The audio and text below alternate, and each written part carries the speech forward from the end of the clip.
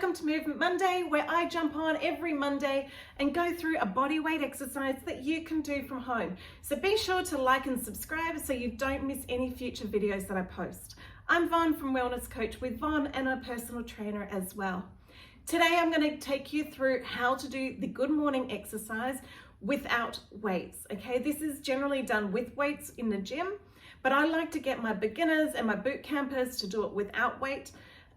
So that they can get their form on point, and that way you're also still going to be working all the muscles that are involved. Okay, so we're going to be working our hamstrings, our glutes, our lower back, our core muscles, the muscles running down our spine called the spinal erectors, and our hip flexors. Okay, so there is a whole bunch being used.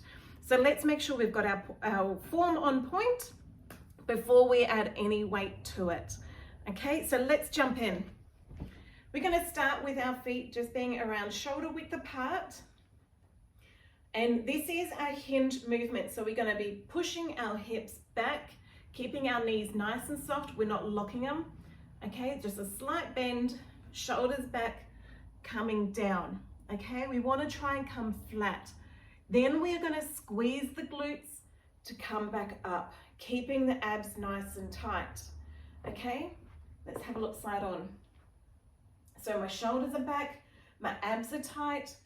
Okay, we're going to come down, pushing my hips backwards. Notice my back is nice and flat. Okay, I'm not hanging in my back. As soon as you start getting that dip in your back, you're going to put pressure on your lower back. So keep the abs tight so your back's flat. Squeezing the glutes to come up.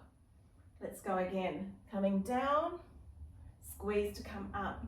Keeping the back flat, abs tight, coming up.